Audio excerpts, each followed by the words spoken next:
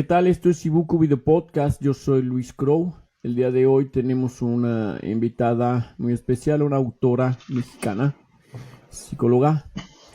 Ella es autora del libro Dar sentido de vida ante las pérdidas, sanando el dolor anímico y físico que te dejan los duelos. Su nombre es Araceli García Herrera. Araceli, ¿cómo estás? Hola, ¿qué tal? Muy contenta de la invitación para la entrevista. Muchísimas gracias a ti y a la editorial, por supuesto. Gracias a ti. Vamos a comenzar. Tú tienes unas especializaciones y una experiencia muy interesante, pero primero, ¿qué te llevó a especializarte en tanatología y psicología social? Bueno, muy buena pregunta. Para empezar, psicología social era como esa inquietud y curiosidad por saber la conducta humana, porque tengo la carrera trunca en administración de empresas. Pero dije, bueno, la psicología me lleva un poco más a mi forma de ser, de actuar y de comportarme. Entonces dije que era un buen camino la psicología. La tanatología fue porque yo vi cómo las personas muy queridas, muy cercanas a mí, fallecían con mucho dolor y yo decía que mucho del dolor que tenían era anímico, que se convertía en un dolor físico. Entonces, uno de mis tíos, que lamentablemente muere de cáncer, murió con muchísimo dolor y con muy poca calidad de vida. Al estudiar yo tanatología me doy cuenta que las personas podemos morir con dignidad, con calidad de vida y sin tanto dolor. Y si a eso le agregamos el que podamos nosotros tener conciencia de que el dolor anímico nos lleva a un dolor físico, pues trabajando las emociones, regulándolas, nos da un efecto más amoroso y llevadero para el desenlace en la vida. Exacto. Tú has trabajado, como dije hace un momento, hay temas muy interesantes aquí. Has trabajado en temas tan diversos como la hipnosis terapéutica, el Uh-huh, manejo de duelos y la suicidología. ¿Cómo uh-huh. integras todas estas disciplinas en tu práctica profesional? Bueno, la hipnosis terapéutica es mejor como hipnoterapia. Es una terapia por medio de, en este caso nos ayudamos la técnica y esta estrategia en un estado alterado de conciencia, podemos introducir y de alguna manera ayudar a la persona a tener ese contacto que muchas de las ocasiones no lo podemos hacer por nosotros mismos. Se puede confundir un poco con la meditación, pero la hipnoterapia es un poquito más profunda y más profesional que la meditación.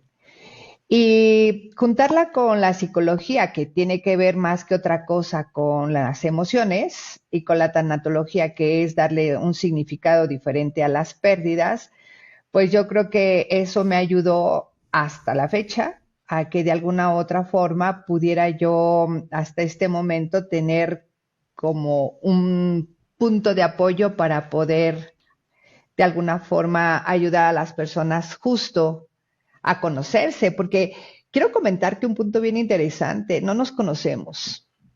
Y entonces nosotros confundimos el miedo a la muerte, porque no conocemos la muerte, porque lo que nos dicen es con lo que nos quedamos, pero más allá de eso es porque a veces no controlamos la muerte. Creemos controlar la vida, pero no controlamos la muerte. Entonces tenemos miedo a la muerte cuando en realidad es el miedo al dolor.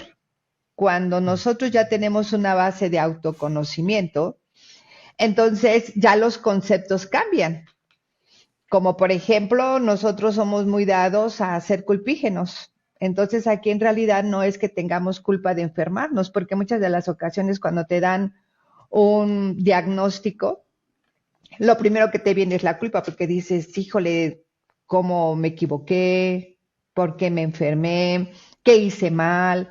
Y entra la culpa.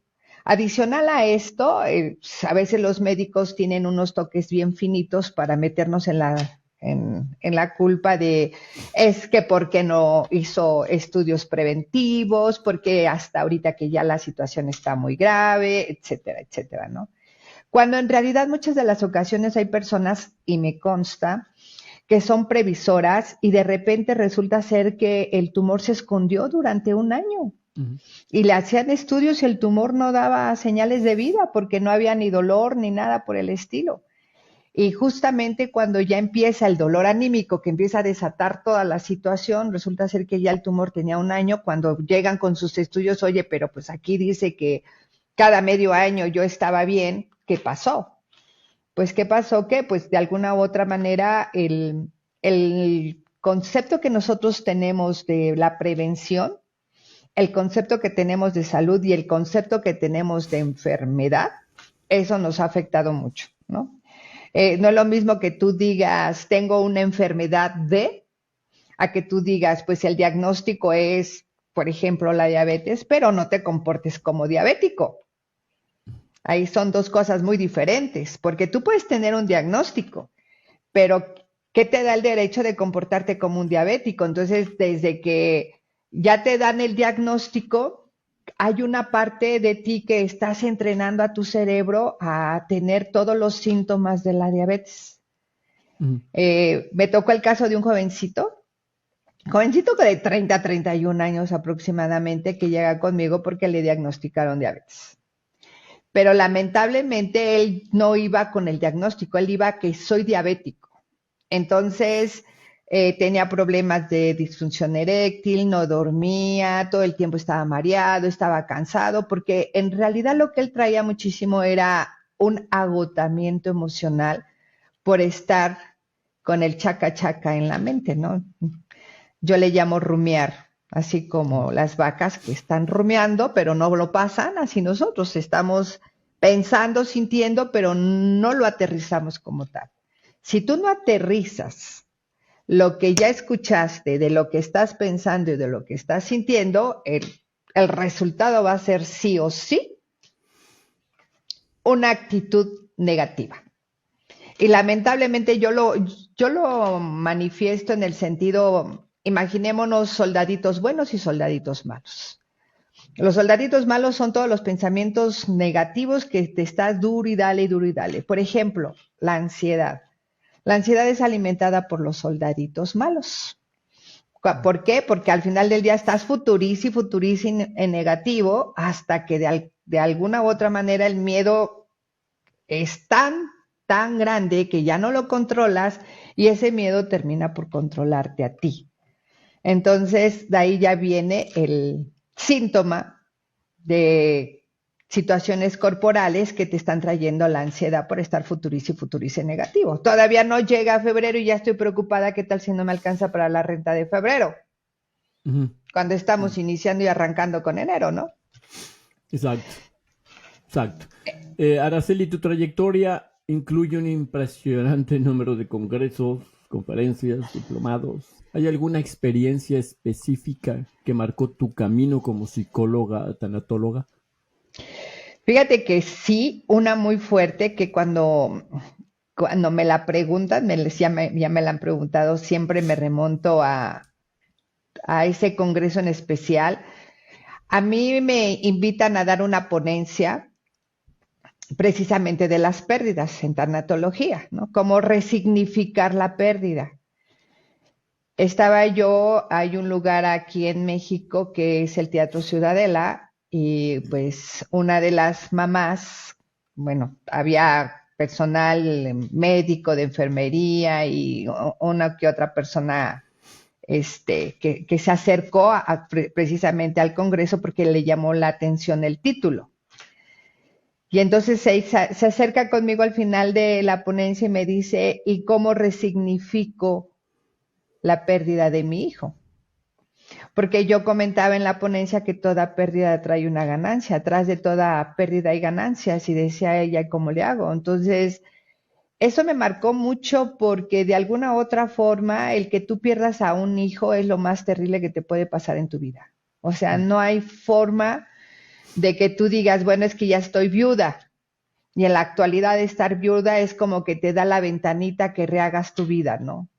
No, pues es que ya estoy huérfana de madre o huérfana de padre o de los dos. Bueno, es como una ventanita de que resignifiques de que, bueno, ellos ya están bien en el plano donde se encuentren, ya trascendieron, y pues ahora tú necesitas madurar ese proceso. Pero cuando lo que pierdes es un hijo, no hay nombre, no hay forma de que vayas a comprar una pastilla a la farmacia y no hay manera que ese dolor anímico lo puedas resignificar encontrando la ganancia. Pero le contesté a la mamá, pues todo lo que estás tú sintiendo en este momento por la pérdida de tu hijo, se lo estás ahorrando a él para cuando tú tuvieras que retirarte y al enterrarte.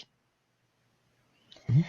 Así le dio un poquito de paz y de calma a la mamá, y ese es el tipo de situaciones que de alguna u otra manera ayudan muchísimo a que tú te conozcas, cambies los conceptos de vida y resignifiques las pérdidas. Sí hay manera de resignificarlas. Aquí el punto es que mientras que no nos conozcamos es bien difícil resignificarlas, porque constantemente estamos llenando vacíos con lo de afuera. ¿Qué le enseña el papá al niño? Ay, si se te cae un diente, va a venir el ratón y te va a dejar algo porque se te cayó el diente, ¿no? O va a venir Santa Claus, o van a venir los Reyes Magos, o algo siempre del exterior para llenar vacíos. Entonces, el punto aquí es que no nos enseñan a vivir la pérdida, procesar ese duelo de la pérdida y de alguna manera que nosotros podamos madurar todo lo que vamos perdiendo en el trayecto de la vida, que al final del día, pues son como las clases, ¿no? Es como yo les digo, bueno, al inicio estamos en el kinder y no queremos pasar a la primaria porque se terminan los juegos. Ahora hay más que estudiar que jugar. Claro. Pero estás aprendiendo. Pero pues obviamente el aprender lo aprendemos, valga la redundancia, en que te sientas porque tienes que aprender, y el tienes y el debes te meten en una bendita culpa porque en realidad es una necesidad aprender. Entonces no lo hacemos divertido. Yo con los niños juego mucho de que vamos a hacer nuestra clase divertida. Y el manejo de las emociones hay que aprenderlos en base más lúdica, más de diversión. No tenemos por qué tomarlo como el castigo. Si te portas mal, te llevo con el psicólogo, ¿no? Porque, bueno, los papás también tenemos determinados conceptos de vida que, bueno, no nos ayudan. Ya cuando el niño está con nosotros es porque ya en la escuela ya no lo toleran tanto, en la familia ya no lo toleran tanto, y entonces van a terapia como un castigo. Ese es un pésimo concepto de vida también, la terapia como castigo, porque algo hice mal. Cierto, sí. ¿Qué te inspiró a escribir tu libro? Dar sentido de vida ante las pérdidas. Ay, qué pregunta tan fuerte. Ese libro fue hecho hace muchos años, ya tiene más de 5 años que se terminó ese libro. Sin embargo, para que yo pudiera en el trayecto del camino poder realizar el libro, pues evidentemente volteé a ver mis pérdidas no resueltas, porque tenemos muchas. Por principio de cuentas, algo que suena chistoso, pero es concientizarlo, ¿no? ¿Qué pasaría si yo en lugar de ser la hermana mayor hubiera sido la hermana más chica? Porque yo como hermana mayor tengo muchas responsabilidades. Desde que nací, creo, yo ya estaba señalada y etiquetada de que tú vas a cuidar a tus hermanos. Tú tienes que resolver, tú tienes que rescatar. Y el tú, en los mayores se nos da demasiado. Y si algo no hacen bien nuestros hermanos, o si a la hora de que los estoy cuidando porque están jugando y alguien se cayó, yo tengo la culpa porque no lo cuidé bien, ¿no? Entonces ya desde ahí empiezan como que las pérdidas. ¿Qué pasaría si en lugar de ser mujer hubiera sido hombre? Y entonces como que esa fantasía llega muy lejos, ¿no? O sea, de alguna manera no hubiera tenido tantas trabas en el trayecto del trabajo, por el género, porque todavía en la actualidad, aún estando ya en el 2025, generalmente los hombres ganan un poco más que las mujeres o les dan un poco más de oportunidad, a pesar de que ya el género femenino ha avanzado demasiado, todavía nos ponen un poquito el pie. Entonces, son como esas pérdidas que no las vemos, pero que ahí están. la pérdida de mi domicilio, donde yo vivía mis primeros 5 o 6 años. Yo me acuerdo que estaba yo bien, no feliz, estaba bien. Me llevan a vivir a otro lugar donde para mí se convirtió en una pesadilla, una verdadera pesadilla. Esa es una pérdida, los cambios. Entonces, si vas viendo, todos los cambios, cuando no estás bien preparado, se convierte en una pérdida. Entonces yo tenía duelo de cambio de escuela, duelo de mis amigos, ya no los volví a ver, me costaba muchísimo trabajo hacer amistad y de repente pues ya hay que cambiar de escuela y otra vez ya tenía mi núcleo de amistades, de mis amiguitos y otra vez volverte a cambiar de escuela y todo eso hace que de alguna manera ahí vayas como que agregándole al costalito las pérdidas. Y para contestar tu pregunta, pues llegas al grado de que pierdes. Yo fui cuidadora principal del tío que te comento de cáncer, y ahí me di cuenta que era urgente que yo aprendiera cuidados paliativos. Es urgente que en la familia tengamos nociones, por lo menos, así de que qué hacer cuando te quemas con una tortilla o cuando te explota el boiler de pronto, ¿verdad? Pues también tener el conocimiento de los cuidados paliativos, porque tú no sabes en qué momento va alguien de la familia a requerir de tus cuidados paliativos. Nosotros en nuestra ignorancia, pues lo que hicimos fue afectar más al tío. Por eso te digo que murió en unas condiciones muy deplorables.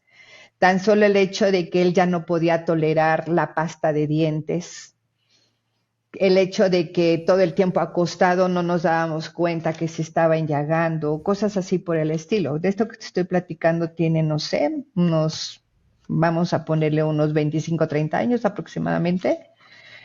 Pero todo lo que yo decía, todo lo que nos hubiéramos evitado si yo hubiera tenido los conocimientos de cuidados paliativos. De ahí que son pérdidas tras pérdidas, porque vas viendo cómo la familia se va desintegrando también, precisamente porque empieza a haber culpas entre la familia ante las pérdidas. Entonces dices, bueno, si cada que va a haber una pérdida, a veces en los matrimonios se llama nido vacío, cuando se van los hijos, cuando hay una jubilación, por ejemplo, cuando los padres dejan de trabajar y ya los hijos se van a estudiar a otro país o a hacer su vida a otra colonia, por ponerle un ejemplo, son pérdidas que se van adquiriendo. Y pues bueno, el libro realmente está dedicado principalmente a la trascendencia de mi único hijo. Entonces, conforme yo fui teniendo esas experiencias de qué se sentía el perder tu autoestima, perder tu seguridad, perder la integridad, perder el nombre de mamá, porque muchas personas no saben si felicitarme el 10 de mayo o no. Muchas personas no saben si darme un abrazo o no. Entonces, en ese sentido, hasta la misma familia, muchas de las ocasiones no sabían si hablarme el día del cumpleaños, que hubiera sido un año más de mi hijo, que ya no lo fue, o hablarme justamente cada año que cumple un año más de fallecido. Entonces, como yo viví mucho ese tipo de situaciones, dije, es que realmente por eso uno se aísla o nos aíslan, porque como no sabe la familia cómo acercarse a ti, mejor no se acercan. Y es cuando más los necesitas. Y no saben cómo abrazarte, qué decirte. Por ejemplo, en los velorios, ¿no? Cuando de pronto te dicen que Dios te dé pronta resignación, que la vida te ayude a resignarte lo más pronto posible. No, el concepto real es que Dios te dé pronta aceptación, sanación. No resignación, porque resignación es que si me quedé enojada porque mi hijo se murió primero que yo, pues voy a vivir enojada todo el tiempo, ya estoy resignada al enojo. Por eso te decía que de alguna forma la base importante es el autoconocimiento, de ahí te vas al autoconcepto de las cosas para que tú sepas qué es lo que verdaderamente te puede ayudar a madurar mejor los duelos. Ya. Tu experiencia personal con las pérdidas, el duelo, como acabas de mencionar, fue una motivación importante para escribir. ¿Cómo transformaste ese dolor en una herramienta de aprendizaje para tus lectores? Fíjate que qué curioso porque en uno de mis capítulos dice cómo resignificar las pérdidas, precisamente darle un significado diferente a lo que tú ya vienes arrastrando, ¿no? Porque a nosotros nos introyectan el que debes de ser buena madre. Pues, ¿qué hiciste para que esto no hubiera sucedido, por ejemplo, ¿no? Eh, el cómo resignificar las pérdidas para mí fue el libro.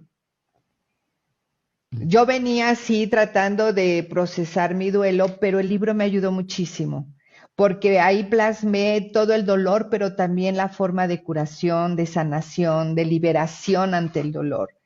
Y ahí en uno de los últimos capítulos de mi libro digo la manera de una, no como autoayuda, pero voy a poner el concepto de autoayuda porque eso lo estamos familiarizados mucho, pero es como confrontar la pérdida, porque no es tanto qué perdiste, sino cómo y qué proceso fue ante la pérdida. Es decir, no es tanto que haya perdido a mi hijo y que yo ya no sepa si voy a festejar el 10 de mayo o no por la pérdida de mi hijo, sino lo que significaba mi hijo para mí. No perdí a mi hijo, perdí mi gran compañero de muchos años, perdí esa sensación de cercanía constante, ese amor único, invaluable, incondicional, ese amor donde de alguna manera tú decías, es que esto nadie me lo va a quitar, a lo mejor el marido o la pareja se va, pero este amor genuino nadie me lo quita, y la verdad es verdad en ese sentido, porque ya el amor se convierte, trasciende de diferente forma. Ahora yo ya lo siento en todas partes, pues, por ponerte un ejemplo, ¿no? Y no como esquizofrénica, sino como esa sensación de amor de corazón, que la razón tarda muchísimo en aceptarlo, pero Sí. el corazón es dificilísimo, o sea, no hay manera. Entonces tú lo resignificas de forma diferente y en ese sentido ahí voy explicando las técnicas que se pueden hacer, inclusive hablo de la gimnasia cerebral, hablo que cada uno de nosotros podemos hacer nuestros rituales de forma diferente. Uno de los más importantes es el agradecimiento. Y es muy difícil que nos podamos despedir con agradecimiento. Porque para mí no es que se haya muerto mi hijo, sino se murió mi gran maestro de vida. Él me enseñó lo que era el verdadero amor, la verdadera compañía. Me enseñó a madurar, porque como madre era madura o madura, o sea, ya no tienes tiempo como para, mejor el próximo año, ahora sí, este año es sabático para mí, ¿no? Porque vas dándote la oportunidad de madurar y crecer con tus seres queridos, en este caso el mío. Ujú. Sin embargo, bueno, independientemente de que fue un gran maestro de vida, también ahorita en su trascendencia ha sido un gran maestro, porque me ha puesto a estudiar muchísimo. Al inicio me preguntaste de la suicidología. Ujú.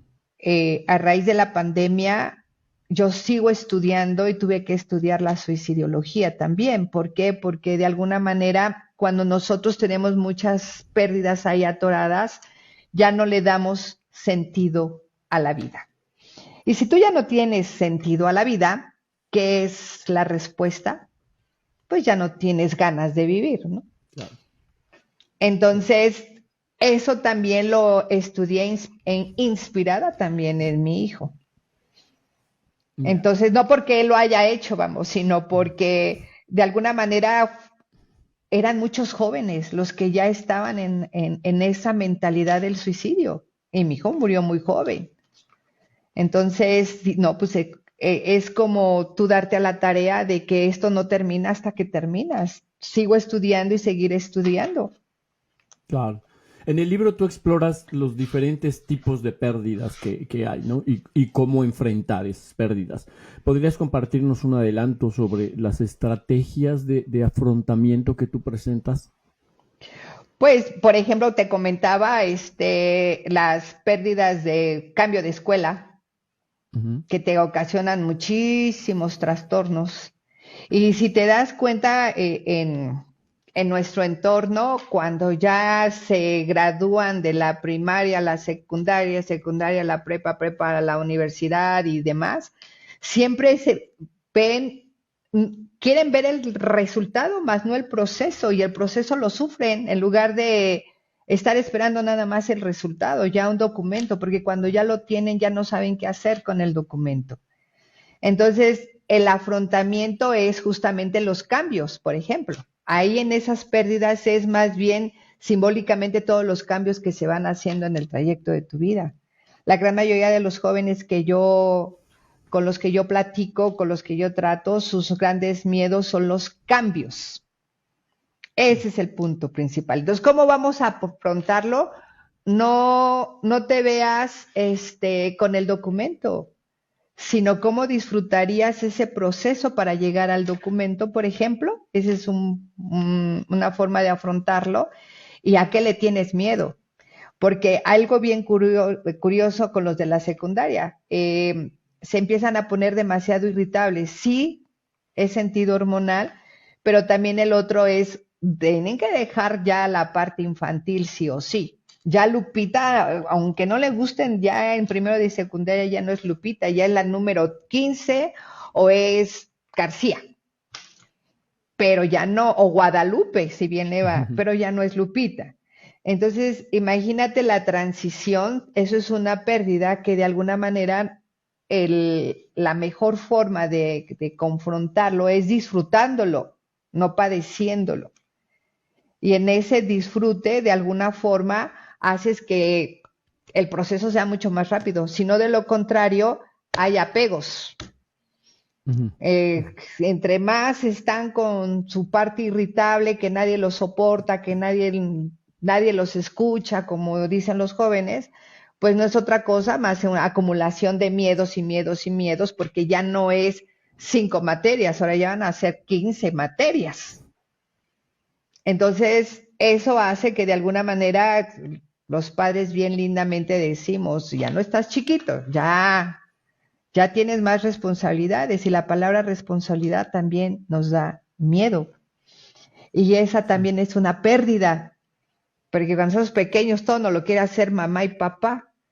Ya estamos en secundaria, ya no tanto, y en la prepa ya no quieren que hasta uno lave y planche su ropa, y entonces es esa acumulación de pérdidas donde yo digo, no, ¿y ahora que trabaje qué?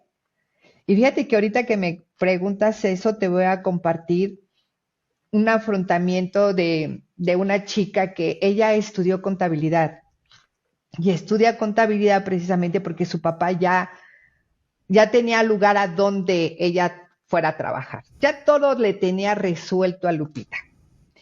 Lamentablemente, Lupita, cuando ya se va a recibir medio año antes, el papá sufre una enfermedad grave y pues obviamente ya no puede apoyarla a donde él inicialmente la iba a ayudar.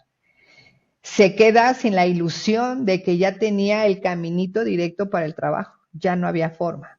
Ahí ya estamos hablando de que está perdiendo la seguridad que papá le estaba dando, esa sobreprotección que papá le estaba dando.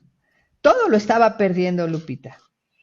Justamente llega conmigo cuando faltaba como 2 o 3 semanas para salir de la escuela, y empieza a tener problemas de artritis reumatoide femenil.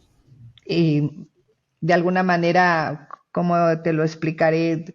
Sus dolores eran más anímicos que físicos en ese sentido. ¿Por qué? Porque eh, convenientemente los contadores pues arrastran mucho lápiz, Ujú, ujú. y ella ya no podía ni siquiera tomar la pluma.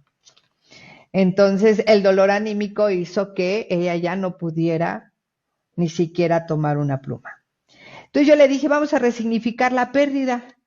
Ahorita no vas a poder trabajar en lo que estás en estudios. ¿Qué te gustaría hacer? Le dejo de eso de tarea, y en la siguiente aplicamos la musicoterapia, que esa es una técnica también que practico con los jóvenes. Y nos damos cuenta que ella es demasiado creativa. A pesar de que la contabilidad viene por el hemisferio izquierdo, ella es demasiado creativa. O sea, contabilidad lo estudió por el papá, porque el papá ya le tenía todo servido por medio de la contabilidad. Y empieza a estudiar psicología. Curiosamente, como papá seguía sin poder levantarse de cama porque sufrió un infarto cerebral, en ese ínter ella estudia psicología. Entonces, pues obviamente ya su ganancia secundaria era que mientras que estuviera en el tratamiento de la artritis, pues ella no podía escribir. Entonces, pues se mete a la escuela, está de oyente, posteriormente ya estudia la carrera y pues hoy por hoy escribe bastante bien.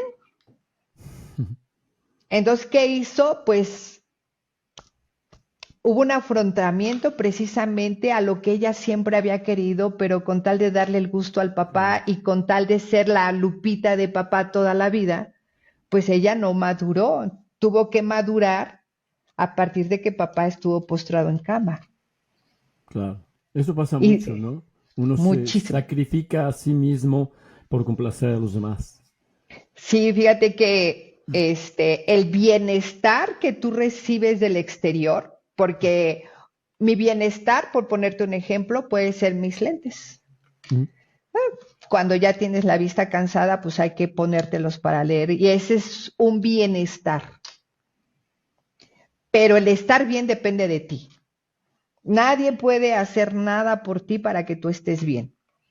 Tenemos un bienestar del exterior, ¿no? Cuando en un velorio te abrazan, te estás recibiendo un bienestar, pero no gracias a ese abrazo vas a estar bien. Sí, ¿no? Te van a dar un vaso de agua cuando tengas sed, pero eso no es tu estar bien, es tu bienestar.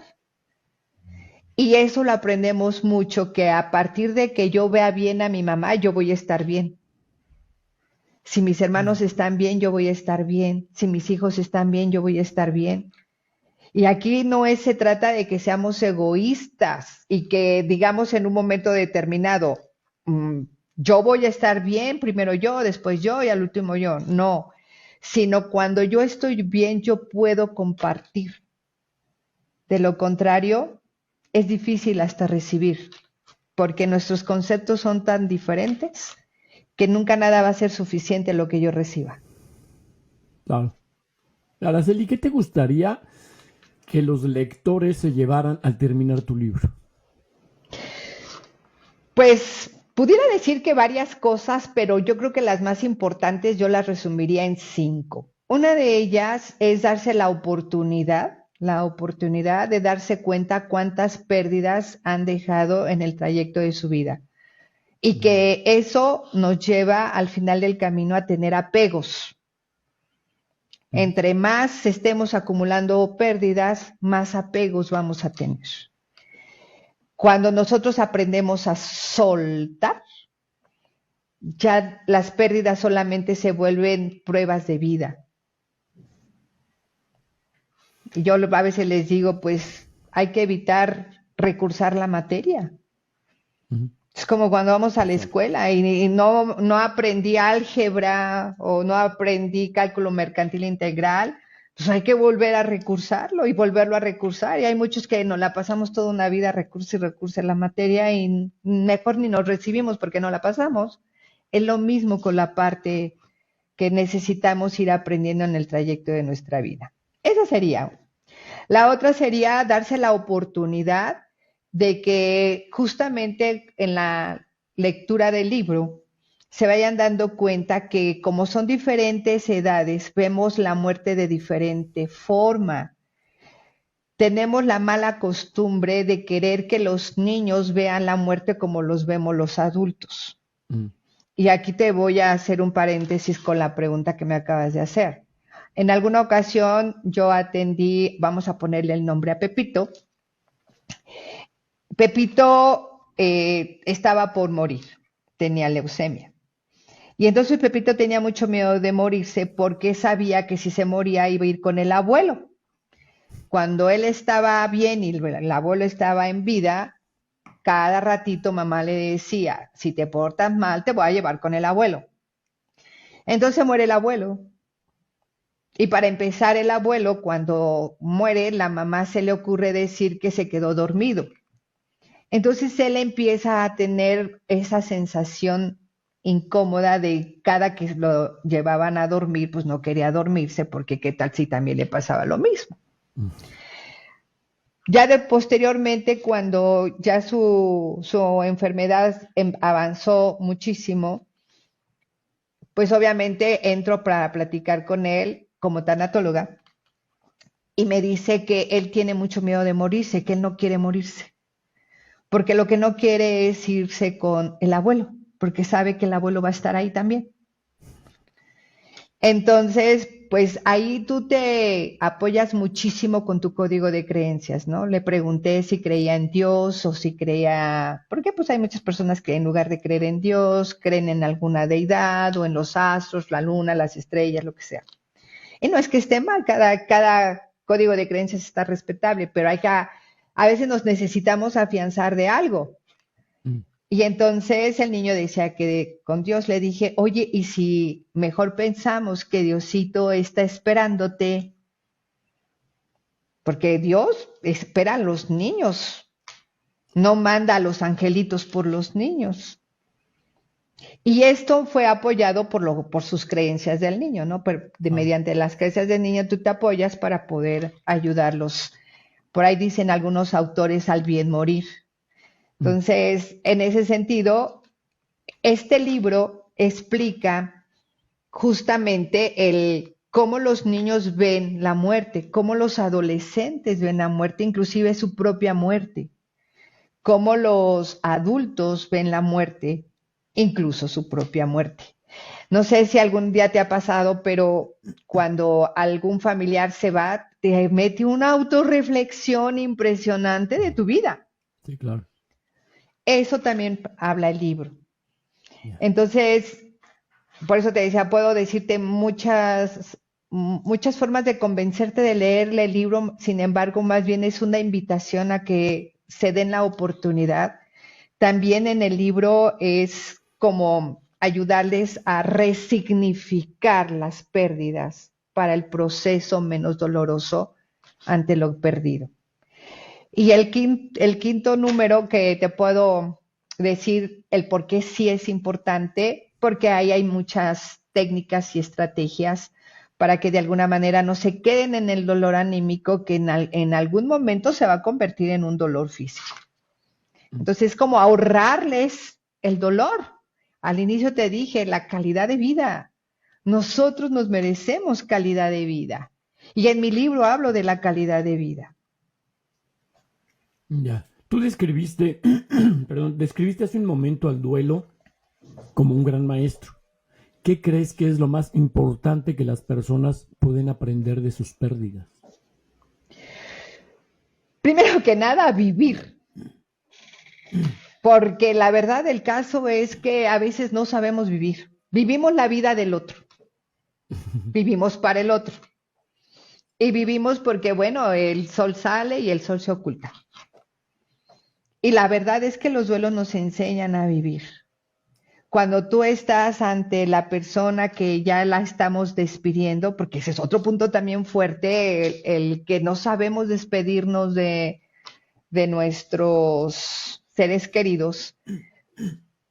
Me han dicho, no, porque qué tal si al despedirme yo ya no vuelvo a sentir el mismo amor. Eso no puede ser. Cada uno de nosotros tenemos códigos de creencias muy diferentes, muy dolorosas, más dolorosas que beneficiosas.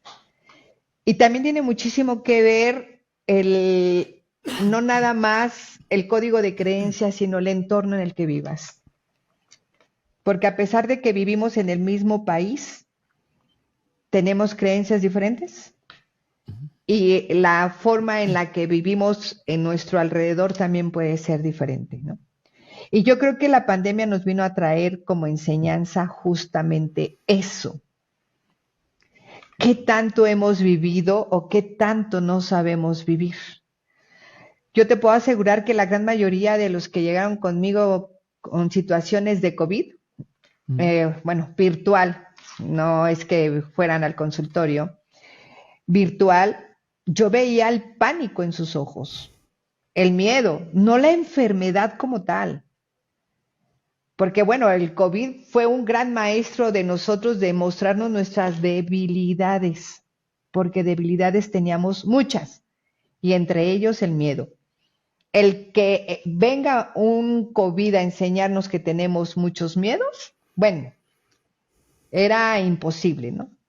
Sin embargo, obviamente yo veía personas muy recias, muy aguerridas, muy autoritarias, impositivas, que se doblaban ante el COVID, pero porque de alguna u otra manera había sido el pantallazo, ¿no? Nunca fue realmente vivir porque yo decido vivir mi vida, sino porque tenían que ser fuertes para la familia y justamente esas personas que tenían que ser fuertes para la familia se fueron primero.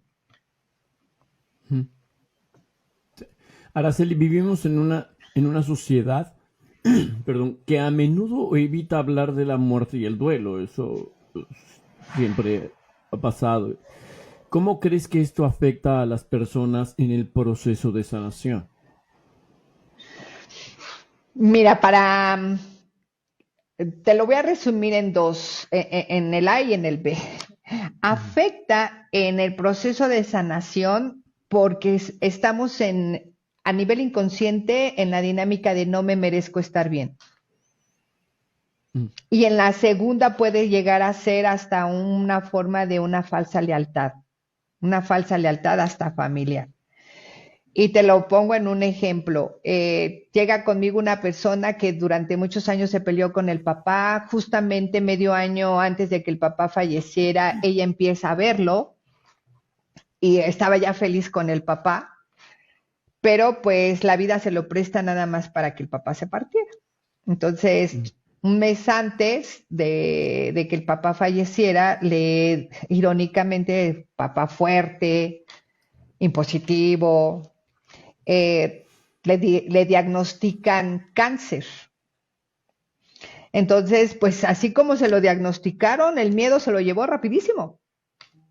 Ya ni siquiera el tratamiento que le que ya lo tenía programado, no alcanzó a terminar en la programación del tratamiento. Y algo bien curioso en ese sentido, cuando ella llega conmigo es porque ya le habían amputado una pierna.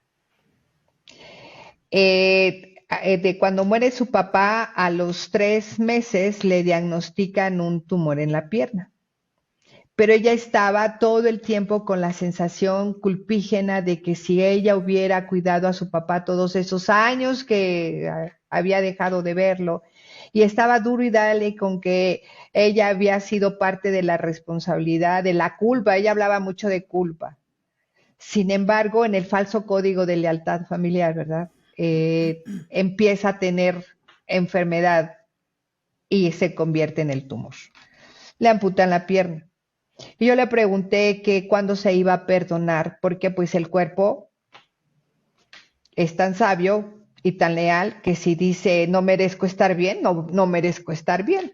Es una programación que le hacemos al cerebro, a la mente. Yo les pongo como ejemplo cuando en la computadora yo pongo todas las aplicaciones o en el celular y luego digo, ay, ya me harté de estar viendo el icono del PowerPoint en la computadora, ¿no? Entonces digo, ya, lo voy a ocultar, pero no quiere decir que no esté ese programa en la computadora o en el celular. Ya me harté de estar viendo el icono del Spotify. No quiere decir que si lo oculto ya no voy a tener la aplicación, ahí está. Entonces nosotros nos vamos llenando de puros pensamientos automáticos negativos. Y en ese sentido se convierte, en su momento se va a convertir en un caos porque ya me vuelvo más negativa que positiva. Entonces voy a tener más soldaditos malos que buenos y los malos van a atacar a los pocos buenos que quedan. Entonces no hay salud, no hay actitud positiva, no hay una mentalidad que tenga yo capacidad de una actitud y una aptitud para hacer las cosas. Entonces me voy bajando la autoestima. Me voy volviendo más insegura, más inestable. Y eso que ocasiona que si me dicen, No, fíjate que si no te cortan la pierna, te vas a morir en menos de lo que te imaginas. Ya me sugestioné en lugar de ver una segunda o tercera opción. Yo le pregunté, y eso viene a colación porque yo le pregunté que cuántos médicos o cuántos especialistas había visto antes de la decisión de su pierna. Me dijo que uno. Dije, ¿por qué no te diste la oportunidad de un segundo? No, ¿para qué? Si mi papá murió de cáncer, pues yo también iba a tener cáncer. Nada más que yo no me he muerto. Y ese código de creencias hace que muchas de las ocasiones te quedes anclado. Y Ya. eso es lo que nos entorpece madurar todo lo que vivimos en nuestro alrededor, entre ellos el dolor. Precisamente acabas de mencionar a la familia. ¿Qué papel juegan las familias en el proceso de resignificar las pérdidas? Es algo bien curioso porque si la abuela dice que si nosotros no somos buenos hijos con los hijos de ella, que es la abuela, ¿verdad? Los vamos a matar, por ejemplo. Eso es muy característico de la abuela. Y cuida a tu papá, cuida a tu mamá, porque no lo hagas hacer enojos, porque lo puedes hasta matar de un disgusto. Ujú. Cuando pues ellos ya también pasaron por ser hijos y por ser papás. Ahora quieren que nosotros suframos lo mismo que ellos pasaron con esos falsos códigos de creencias. Entonces, la familia juega un papel importantísimo, solo que ya la familia tradicional ya se está extinguiendo. Ahorita ya hay familias muy diversas en todos los sentidos, hablando hasta de preferencias sexuales. Y obviamente los códigos de creencias van cambiando de acuerdo a sus propias necesidades. Que bueno, al final del día si les funciona está bien. Aquí el punto es que la gran mayoría lo vuelven una necesidad sin ser funcional y se vuelven disfuncionales. Claro.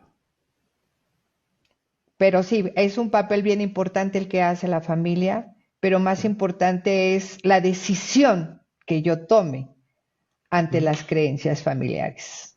Tu libro incluye tips, estrategias, tienes ejercicios para enfrentar el dolor, todo eso. ¿Qué te llevó a incluir esa parte tan práctica en un libro? Pues de alguna u otra manera mi propio proceso. Mm. Yo necesité aprender a ir a talleres, a hacer estrategias terapéuticas, porque como no somos recetas de cocina, pues obviamente había algunas estrategias que a mí no me funcionaban por mis rasgos de personalidad, por mi carácter, por mi forma de ser en mi día a día. Entonces, si por ejemplo me dicen, todas las noches medita por lo menos media hora, yo no puedo meditar media hora. Entonces, si me van a decir medita media hora para que se te vaya tu dolor anímico, pues entonces me voy a quedar con él toda la vida. Ujú. Pero yo necesité ver qué era lo que a mí sí me funcionaba y entonces necesité estudiar varias estrategias, varias formas de ver la vida. Hice un cóctel terapéutico y entonces ahí aprendí mucho de lo que viene en el libro. Entonces, por eso en el libro te dice, ve lo que a ti te funcione. Ahí va a estar 10 puntos. Si te funcionan 2, está bien. Si te funciona uno, está bien. Si te funcionan los 10, qué maravilla, porque si no te funciona uno, el otro. Por ejemplo, para bajar la ansiedad, yo les pido mucho que hagan oxigenación, tipo yoga. No es yoga, es que tú te tapes la fosa nasal derecha, jales aire, 4 o 5 segundos, que te imagines que llega hasta la punta del dedo gordo y luego con el lado izquierdo, ¿no? Pero no a todo el mundo le funciona. Hay personas que son demasiado posesivas y controladoras y esto les pone de mal. Entonces les digo, bueno, está el ZYXW, haz el abecedario al revés, o empieza a hacer al mismo tiempo el A, I, O, U, Ujú. o juega con los colores. O sea, hay muchas. Hay una técnica donde metes tu mano en hielo y también esa es otra forma de aliviar un dolor. Un dolor trae otro dolor. Ya. Un dolor anímico que traes a la hora de que metes tu mano al hielo se convierte en otra dinámica que revuelves un poquito al cerebro y lo entrenas para algo diferente. Y Ya. la más importante de todas, el ejercicio. Ujú. El ejercicio. Si tú haces ejercicio, vas a ayudarle a tus neurotransmisores, a la dopamina, serotonina, oxitocinas y endorfinas. Y eso te va a mantener en un equilibrio. Entonces, pues aquí de lo que se trata es que no seamos acumuladores de pensamientos destructivos si el ejercicio te ayuda a ir sacando. Ah, ya volviste a aventar hacia adentro, pues con el ejercicio vas sacando. Y otra vez. Ya. Es cuestión de autoconocimiento. Nuevamente llegamos a la primer palabra, el autoconocimiento. Muy interesante. Araceli, ¿tienes otros proyectos en mente? No sé, otro libro, expandir tus conferencias, etcétera. Pues ahorita sí tengo un proyecto que necesito terminar en un par de meses, pero ya está diseñándose mi libro para niños. Mm, Tengo como cuando tú construyes tu casa y está en obra negra, ujú. necesito ir viendo cómo voy a ir acomodando el libro. No soy escritora, sin embargo, pues tuve que aprender un curso para aprender a escribir un libro y luego con la ayuda de ustedes, pues bueno, ya el diseño ha sido diferente, pero el primer libro me la aventé solita y la verdad del caso es que me tardé un poco más. Con este del libro de los niños, el que quiero hacer para las pérdidas de los niños, no sé cuánto tiempo me lleve, pero yo creo que sale muy seguramente en unos 6 meses aproximadamente. Qué bueno, muy interesante. Araceli, para ir cerrando ya, ¿qué consejo le darías a alguien que está enfrentando una pérdida reciente y siente que no puede seguir adelante? Pues más que un consejo, yo los invitaría a que se dieran la oportunidad de ver las cosas de diferente forma. Para llegar al 4 no nada más es multiplicando, también es sumando, restando y dividiendo. Y muchas de las ocasiones nosotros ante los duelos no podemos solos. Necesitamos sí o sí ayuda. Porque a veces el dolor es tanto que no permitimos escuchar. Oímos para responder, para contestar y interpretamos lo que nos van diciendo, pero no estamos escuchando para comprender. Y con una ayuda terapéutica o con alguna ayuda en talleres que se hacen, pues eso ayuda mucho. En la actualidad me da mucha tristeza saber que la gente ya no lee. Prefieren audiolibros, que ese es otro proyecto, el Ya. audiolibro. Ya no lee. Entonces, aunque yo les mando ciertas lecturas, pues al final del día me doy cuenta que les cuesta mucho trabajo leer, entonces les mando audios y con eso sí se dan la oportunidad de escucharlo de forma diferente. Por ejemplo, esa sería la invitación, lo que les funcione, que no se dejen con el 2 por 2 igual a 4, que busquen de acuerdo a sus rasgos de personalidad que sí les funciona y no que se vayan por la vía más complicada. El llenar un vacío ante una ausencia que deja la falta de presencia de nuestro ser amado nos lleva a llenar vacíos con la droga, el alcohol, los trastornos alimenticios, la infidelidad, Exacto. las relaciones tóxicas y las redes sociales. En la actualidad les encanta estar consultando las redes sociales cuando ya hasta se autodiagnostican, llegan conmigo diciéndome, no, pues es que yo sé que tengo ansiedad pasiva, no, que tengo apego ansioso, o sea, de tanta cosa que le ven y leen, Ya.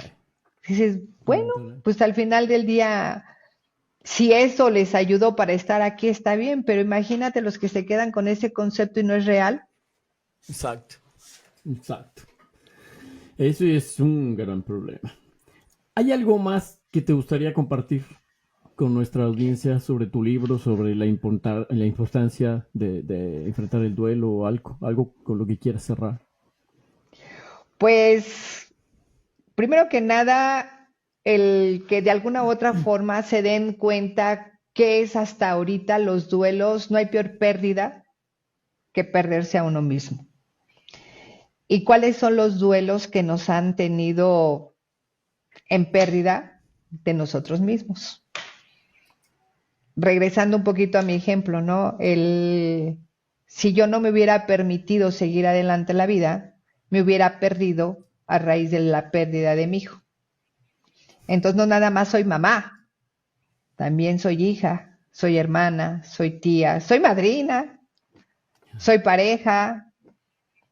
Entonces tengo muchos roles que todavía quiero sentir esa diversidad de placer y de felicidad que nadie me la puede dar más que yo misma, pero justamente cuando te das cuenta que te estás perdiendo a través del otro. Y otra, si me lo permites comentarte, otra de las pérdidas más dificilísimas, no es el divorcio o la separación, es la pérdida de las mascotas. Sí, definitivamente, estoy de acuerdo. Esas son las que la gran mayoría están atoradas y son las que no las dejan avanzar para hacer otros proyectos. Sí. Entonces, trabajar la pérdida de la mascota también viene en el libro, por cierto. Pues a comprar tu libro y a leerlo. Esa es la gran invitación. En México está en Amazon, Gandhi, Gonville. ¿Sí? En Gandhi sí. Amazon también. Ahorita está en Gandhi. Sí. Está en español y está en inglés ya. Sí, en ambos idiomas. Sí. Qué bueno, pues a comprarlo, a leerlo. La gente que quiera seguirte, ¿en dónde puede seguirte? ¿Tienes redes? Hablando de redes sociales. Fíjate que curiosamente soy antirredes, pero sí tengo por psicóloga tanatóloga Araceli García. Uh-huh. Y tengo un canal de YouTube donde tengo algunos programas también psicológicos, tanatológicos y suicidológicos por también YouTube Araceli García. Perfecto. Pues Araceli, muchísimas gracias. Esperemos que podamos conversar de nuevo muy pronto, y ahora que tengas el otro libro para niños, pues echarnos otra platicada para hablar de ese, que se ve muy interesante también. ¿Ok? Pues muchísimas gracias a ti, Luis, y a la editorial, y que bueno, de alguna otra manera comentarles el costo del libro es muy económico, precisamente porque es para darnos la oportunidad de leer. Ya si después de esto pues decidimos el audiolibro, pues entonces espérense otro poquito porque todavía está en pañales el asunto. Sí, además está en digital y en papel, ¿no? Tapa blanda, tapa dura. Uh-huh. En digital digital es más económico porque no hay impresión, gastos de papel y tinta y eso. Entonces es bastante económico, bastante accesible y vale la pena leerlo. Claro que sí, y ahorita en Gandhi está gratis el envío, entonces pues dense la oportunidad ahorita. Claro, para el impreso. Pues muchas gracias, Araceli. Feliz año y muchos éxitos para ti. Muchas gracias, Luis. Igualmente, feliz 2025 a todos. Exactamente. Gracias. Gracias.